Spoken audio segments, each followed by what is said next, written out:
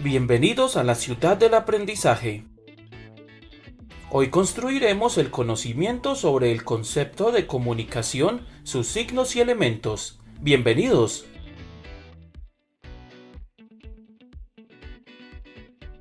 La palabra comunicación proviene del latín comunicare o communicatio, con el cual se hace referencia al hecho de compartir, poner en común o hacer participar a otro de algo que uno tiene.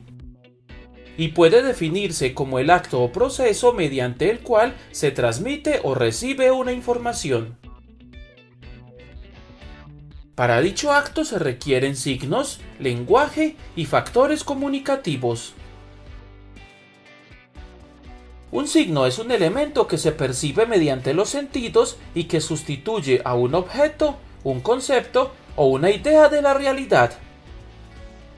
Además, los signos se componen de dos elementos, el significante y el significado. El significante es la parte del signo que se percibe por algún sentido, y el significado es el concepto o idea que se asocia al significante y que se representa en nuestra mente. Por ejemplo, el beso. Al escuchar la palabra, la percibes por la audición, al leerla por el sentido de la vista y al darlo por los sentidos del gusto y del tacto. Todos estos serían el significante. Pero el concepto con el que lo asocies, como un saludo o una despedida, un deseo, un recuerdo o un noviazgo, esos serán el significado. Gato lo puedo escribir, leer, decir o dibujar. Como se está percibiendo con los sentidos, ese es el significante. Pero cuando te lo imaginas, recuerdas, sientes ternura o miedo, o inclusive lo asocias con brujería, todas esas representaciones mentales son el significado. O si te encuentras un frasco que en la etiqueta dice veneno y además tiene dibujado una calavera, tanto la palabra como el dibujo se perciben con la vista y son el significante. Pero si además sabes que no lo debes tocar, destapar y mucho menos ingerir su contenido, y te imaginas los resultados de hacerlo, este conocimiento e imaginación son el significado. Entonces, ¿qué puede ser un signo? Por ejemplo, un teléfono es un objeto real y lo puedo sustituir o representar escribiendo la palabra teléfono, dibujándolo o haciendo un gesto con las manos. Por lo que así, tanto la palabra escrita como el dibujo o el gesto serían signos. La libertad es una idea y puedo decir la palabra libertad, escribirla, dibujar unas cadenas rotas, una paloma blanca con una rama de oliva en el pico, o abrir las manos cruzando los pulgares, y todas estas representaciones son signos. Y la comunicación tiene diferentes tipos de signos que se pueden clasificar según el sentido con el que se perciben o la relación que existe entre el significante y el significado. Según el canal o sentido con el que se perciben, pueden ser visuales, acústicos o auditivos, táctiles, gustativos u olfativos. Por ejemplo, ver el salón cerrado puede ser signo de que no llegó el profesor. Escuchar 3 timbres de que terminaron las clases. Ese vacío en el bolsillo que a veces tanto te asusta es signo de que dejaste el celular en la casa o de que ya te lo robaron. Un sabor salado de que aún no aprendes a preparar el arroz y un leve olor a cebolla de que alguien olvidó ponerse el desodorante. Según la relación que se establezca entre el significante y el significado, los signos pueden ser indicios, íconos o símbolos. Los indicios o señales son signos naturales que establecen una relación física de proximidad o de causa y efecto.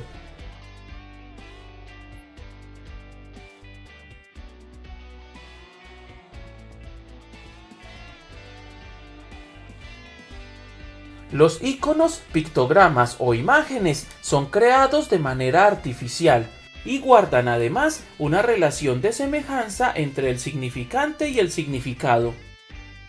Entre ellos están los mapas, los cuadros, los planos o los dibujos.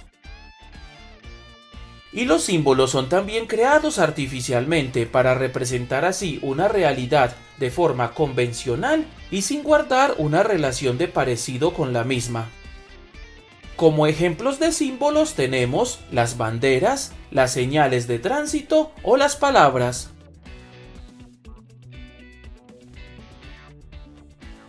La comunicación emplea tanto el lenguaje verbal como el no verbal. El lenguaje verbal es aquel que emplea signos lingüísticos acústicos y visuales, teniendo la palabra como medio de expresión, ya sea esta escrita, cantada o hablada. El lenguaje no verbal son todas aquellas señales que, vinculadas a una situación comunicativa, no se realizan mediante el uso de la palabra y que sirven para complementar, contradecir, repetir, acentuar, sustituir o controlar el lenguaje verbal. Por ejemplo, tenemos los gestos de la cara, la posición del cuerpo, los símbolos o los colores. Las expresiones no verbales suelen ir en compañía del lenguaje verbal, como cuando en un discurso se refuerzan las ideas agitando los brazos, o en un centro comercial se acompaña la palabra baño con siluetas masculinas y femeninas, o cuando llega ese incómodo momento en que el docente te repite que no te va a recibir el informe mientras al mismo tiempo gira la cabeza hacia ambos lados.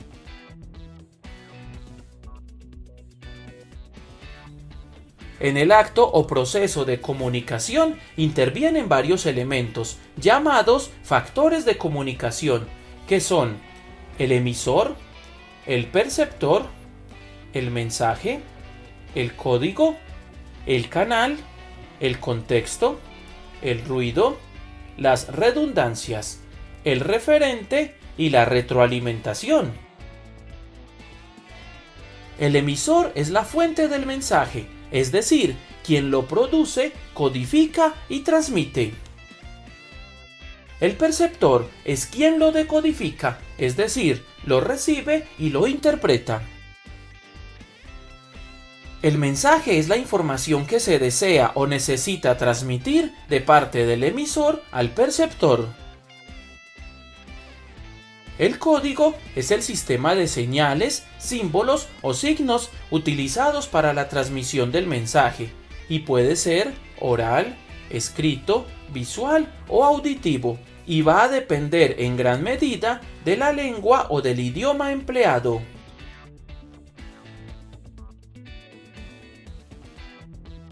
El canal es el medio físico por el cual se envía el mensaje. En este se incluye el papel, el aire, las ondas electromagnéticas u otros medios. El contexto es el conjunto de circunstancias, como pueden ser la situación, el momento, el lugar, el estado de ánimo o el tema dentro del cual se produce el mensaje. El ruido son las perturbaciones o alteraciones que afecten la recepción del mensaje original. Las redundancias son las repeticiones en el mensaje para contrarrestar los efectos del ruido. El referente es la realidad a la que se está refiriendo el mensaje, que puede estar representado en objetos, sentimientos o conceptos. Y la retroalimentación es la respuesta del receptor, con la cual el emisor tendrá constancia de que se estableció como tal un acto comunicativo. Ahora, tomemos todos estos elementos y apliquémoslos en un ambiente real. Primero, supongamos que estás viendo este video solo porque te dejaron una consulta en la clase de lengua castellana. pero solo lo vamos a suponer, porque todos sabemos que lo haces porque disfrutas aprendiendo en nuestro canal. Cuando te asignaron la tarea, el docente fue el emisor y tú el receptor. El mensaje fue que consultaras qué es comunicación y cuáles son los elementos que intervienen en ese proceso. El código fue la palabra escrita y el canal el tablero. El contexto sería que en la clase de lengua castellana, por interrupciones de los candidatos a la personería, no se alcanzó a explicar el tema. El referente fue ese gesto repetitivo que hizo el docente señalándose el reloj cada que llegaba un candidato a la personería con su equipo de campaña. El ruido es la letra del docente, quien por escribir de forma apresurada no codificó bien el mensaje, por lo que debió borrar y volverlo a escribir, generando así una redundancia. Y la retroalimentación se dará cuando se revise la consulta. Reforcemos estos conceptos con otro ejemplo sacado de la vida real, pero aclaro, no es de mi vida. Supón que estás hablando con tu pareja, siendo ambos receptor y emisor. El mensaje es que quiere terminar la relación y como código utiliza el lenguaje oral y el gesto de una tijera realizado con los dedos índice y medio de la mano. Como canal principal está el aire para la transmisión de la voz. El contexto no es solo que ya habían establecido una cita, sino que además ni te mira a los ojos y mantiene los brazos cruzados durante toda la conversación. El ruido lo produces tú mismo, quien entre lágrimas y sollozos le está suplicando para que no terminen. Siendo así las redundancias todas las veces que te repite que ya se acabó. Y la retroalimentación es cuando definitivamente se aleja de ti y hasta te bloquea en las redes sociales. En conclusión, la comunicación es el acto en el cual se transmite o recibe una información, empleando signos, lenguaje verbal o no verbal y con la intervención de varios elementos conocidos con el nombre de factores de la comunicación.